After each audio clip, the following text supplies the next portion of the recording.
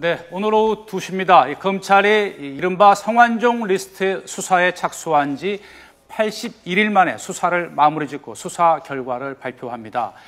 관심이 집중됐던 성 전 회장의 불법 대선 자금 제공 의혹과 특별 사면 로비 의혹은 이 사실 무근으로 결론 지은 것으로 전해지고 있는데요. 관련 내용을 짚어보도록 하겠습니다. 정말 관심도 많았고 뜻밖의 성완종 전 경남기업 회장이 죽으면서 뭐 거의 블랙홀이 되다시피 한 사건이었는데 한 80일 만에 이제 수사가 거의 이제 마무리돼서 오늘 발표를 하는데 결국 거기에 리스트에 8명이 적혀 있는데 이완구 전 총리, 홍준표 지사만 이제 소환이 돼서 조사를 받고 거의 불구속 기소하는 이제 선으로 이제 결론이 되고 있고 또 이제 특별 사면과 관련해서는 이제 노무현 전 대통령의 형 이제 건평 씨를 불러서 조사를 했습니다. 지금 어떤 수사 검찰의 그 결과를 좀 보시면 우리 손 변호사 어떻게 평가하시겠습니까? 사실은 수사 결과보다 중요한 건 국민들이 얼마나 검찰이 공정하게 수사하고 정치적 중립성을 가지고 꼼꼼하게 수사했는지에 대한 인식을 갖는 게 중요한데 그에 대해서는 굉장히 실패했다라고 보입니다. 그렇기 때문에 수사의 결과에 대해서도 사실 불신할 수밖에 없는 결과를 초래했고요. 왜냐하면 그 절차를 가만히 보시면 80일이라는 개인 시간이 주어졌음에도 불구하고 초기에 성완종 측근들을 여러 차례 압수수색하기 시작합니다. 그리고 구속까지 시켰는데 그러면 이 리스트에 등장한 사람들도 혐의가 발견되거나 입증되는 것과 상관없이 고강도의 수사를 벌였어야 됩니다. 그런데 제대로 된 압수수색이라든지 심지어는 소환 조사도 없이 서면 조사도 이루어졌고요. 그런 반면 성완종 리스트에 없는 사람들은 또 소환하기 시작했습니다. 특히 공소시효가 지났다고 명백하게 보이는 사람까지 소환 조사를 하다 보니까 정치적 중립성이 없는 정권의 눈치 보기 수사가 아니었느냐. 그러니까 사실상은 검찰이 굉장히 애로사항이 있는 수사였던 건 맞습니다.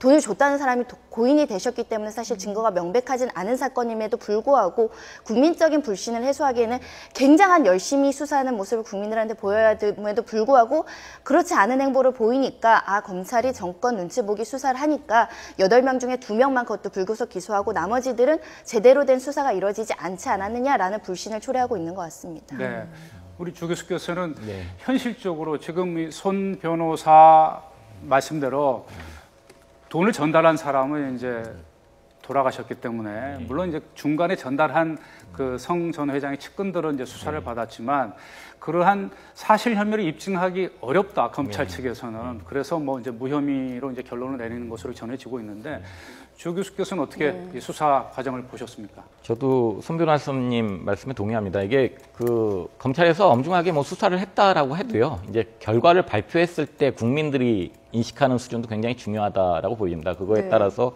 얼마나 진정하게 했고 치밀하게 했는가를 이제 검찰에서도 이 방어를 해야 되겠죠. 근데 전반적으로 보면은 여전히 이 정치자금과 관련해서는 정황들이 존재를 하고 구체적인 증거를 뭐 포착하기 어렵다고 그래도 정황이 분명히 존재한다는 부분이 있고요. 네, 교수님 말씀 중에 또 속보가 들어와서 또 일단 전화하고 또 다시 교수님께 어떤 의미가 있는지 여쭤봐야 될 것 같습니다. 네, 새누리당 그 유승민 원내대표 거취 논란을 놓고 이제 논란이 일고 있는 가운데 오늘 오전에 이제 여당에서 최고위원회의가 열릴 예정이었습니다. 그래서 어떻게 열릴 것인가, 뭐 파행을 겪을 것인가, 누가 참석할 것인가 여러 가지 논란이 있었는데 파행을 겪고 있다. 이 소식까지만 들어왔습니다. 뭐 서청현 최고위원이라든지 이정현 의원이라든지 뭐 참석 여부가 주목됐는데 거기에 대한 내용은 아직은 들어오지 않았고요. 유승민 원내대표 거취 때문에 파행을 겪고 있다. 아마 오늘도 아마 같은 문제로 파행을 겪고 있는 것 같죠, 교수님? 네. 상황이 변화되지 않으면 파행은 더 심화될 수밖에 없다라고 보여집니다. 네. 계속해서 이 새누리당의 이제 지도부, 이제 최고위원 또 중진연석회의에서도 이제 어제 그러한 이제 비박계 의원들, 비박계 중진 의원들도 이제 급제동을 걸고 나섰는데 이제 최고위원회에서 당분간 이런 파행되는 모습은 이어질 것 같습니다.